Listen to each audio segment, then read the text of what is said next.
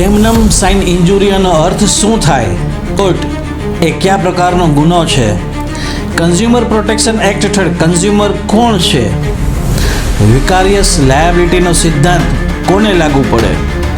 Strict લાયબિલિટીનો પ્રખ્યાત case કયો છે?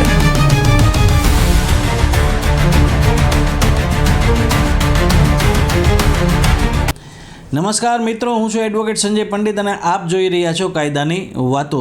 મિત્રો, આપણે એઆઈબીની એક્ઝામની તૈયારી કરતા સ્ટુડન્ટ માટે આ સિરીઝ ચાલુ કરી છે, જેનો આજે 9મો દિવસ છે.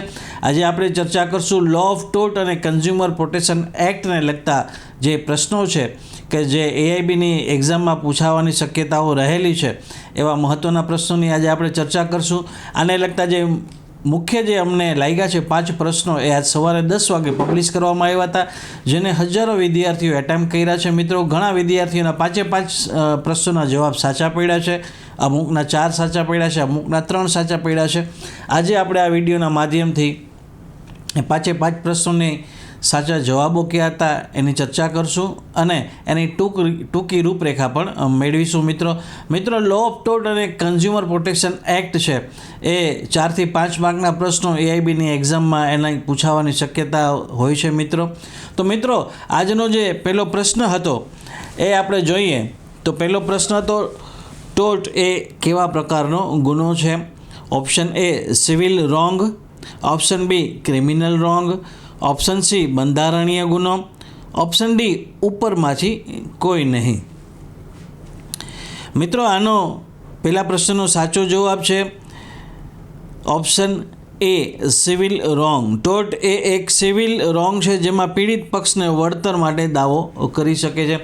એ લો ઓફ ટોર્ટ છે, એમાં જે ટોર્ટ છે એ સિવિલ પ્રકારનો ગુનો છે કે જેમાં કોઈ એક પક્ષકાર દ્વારા જો કોઈ બીજા પક્ષકારને કોઈ પ્રકારની નુકસાની કે હેરેસમેન્ટ કરવામાં આવ્યું હોય તો એમાં એનું વળતર કે ડેમેજ છે એ માંગી શકાય છે લો ઓફ ટોર્ટના કાયદા હેઠળ. એના પછીનો બીજો પ્રશ્ન હતો ડેમનમ સાઇન ઇન્જુરિયાનો અર્થ શું થાય છે? ઓપ્શન એ નુકસાન થયું પણ કાયદેસરનો હક નથી છીનવાયો, ઓપ્શન બી કાયદેસરનો હક છીનવાયો પણ નુકસાન નથી થયું, ઓપ્શન સી જાણી જોઈને કરેલું નુકસાન, ઓપ્શન ડી અકસ્માતે થયેલું નુકસાન. તો મિત્રો, આ બીજા પ્રશ્નનો સાચો જવાબ છે ઓપ્શન એ નુકસાન થયું પણ કાયદેસરનો હક નથી છીનવાયો. આ સિદ્ધાંત મુજબ માત્ર આર્થિક નુકસાન થવાથી વળતર ન મળી શકે જ્યાં સુધી કોઈ કાયદેસરનો હક ન જોખમાય. એટલે મિત્રો, આ જે ડેમનમ સાઇન ઇન્જુરિયાનો જે સિદ્ધાંત છે એનો અર્થ એ થાય છે કે નુકસાન થયું હોય પરંતુ કાયદેસરનો હક છે એ છીનવાયો ન હોય. આ સિદ્ધાંત મુજબ માત્ર આર્થિક નુકસાન થવાથી કોઈ વળતર મળી શકતું નથી જ્યાં સુધી જે રાઇટ છે એનો કે જે અધિકાર કે હક છે એ જોખમાયો હોય નહીં. મિત્રો, એના પછીનો પ્રશ્ન ત્રીજો આજનો હતો વિકેરિયસ લાયબિલિટીનો સિદ્ધાંત કોના માટે લાગુ પડે છે? એના ઓપ્શનમાં option A master and servant, option B માત્ર બાળકો માટે, ઓપ્શન સી માત્ર સરકારી કર્મચારી માટે, ઓપ્શન ડી ઉપરના તમામ. મિત્રો, ત્રીજા પ્રશ્નનો સાચો જવાબ છે option A master and servant. Master અને સર્વન્ટ આ સિદ્ધાંત હેઠળ નોકર દ્વારા કરવામાં આવેલી ભૂલ માટે માલિક જવાબદાર ગણાય છે. મિત્રો, વિકારિયસ લાયબિલિટી એટલે નોકરે જો કોઈ ભૂલ કરી હોય તો એના માટે માલિક પણ જવાબદાર ગણાય છે, જેને વિકારિયસ લાયબિલિટીનો સિદ્ધાંત કહેવામાં આવે છે. મિત્રો, માસ્ટર અને સર્વન્ટ આ સિદ્ધાંત હેઠળ હોય છે. એના પછીનો ચોથો પ્રશ્ન છે ઉપભોક્તા સંરક્ષણ ધારો એટલે કે કન્ઝ્યુમર પ્રોટેક્શન એક્ટ 2019 મુજબ કન્ઝ્યુમર કોણ છે એટલે ગ્રાહક કોણ છે? ઓપ્શન એ માત્ર વસ્તુ ખરીદનાર, ઓપ્શન બી માત્ર સેવા લેનાર, ઓપ્શન સી વસ્તુ ખરીદનાર અને સેવા લેનાર બંને, ઓપ્શન ડી ઉપરનામાંથી કોઈ નહીં. મિત્રો, આ જે ચોથો પ્રશ્ન છે એનો સાચો જવાબ છે ઓપ્શન સી વસ્તુ ખરીદનાર અને સેવા લેનાર બંને આ કાયદા ગ્રાહકને છેતરપિંડી સામે રક્ષણ આપે છે.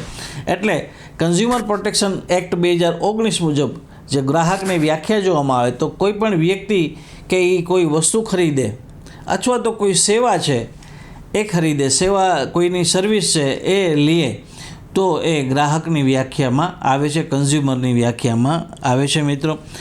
એના પછી 5મો પ્રશ્ન છે, સ્ટ્રિક્ટ લાયબિલિટીનો પ્રખ્યાત કેસ કયો છે? A Rylands versus Fletcher, Donoghue versus Stevens, C Mohori Bibee versus Dharmodas Ghose, D Shayara Bano case.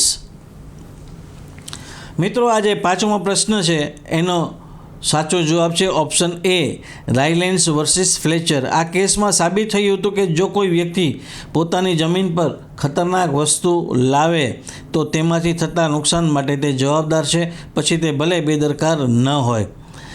એટલે મિત્રો આ કેસમાં સ્ટ્રિક્ટ લાયબિલિટી છે એનો સિદ્ધાંત છે એ પ્રસ્થાપિત કરવામાં આવ્યો હતો. એમાં એ કેસમાં જણાવવામાં આવ્યું હતું કે કોઈ વ્યક્તિ પોતાની જમીન ઉપર એવી કોઈ વસ્તુ લઈ આવે છે કે જેનાથી બીજા કોઈને નુકસાન થાય છે, તો એના માટે જવાબદાર છે. ભલે એ પછી બેદરકારીપૂર્વક ન લઈ આવ્યો હોય, એની અજાણતામાં લઈ આવ્યો હોય, એને ખ્યાલ ન હોય, પરંતુ જો એના આ કૃત્યથી કોઈને નુકસાન થાય તો એના માટેની એ જવાબદારી છે એ ફિક્સ ગણાય છે. એની આ જવાબદારી છે એ આ ચુકાદામાં પ્રિન્સિપલ લેટ ડાઉન કરવામાં આવ્યું હતું. તો મિત્રો આજે આપણે જે ચર્ચા કરી એ ટોર્ટ અને કન્ઝ્યુમર એક્ટના કાયદાને બધા જે કંઈ પ્રશ્નો હતા એને આપણે ઉકેલ્યા છે.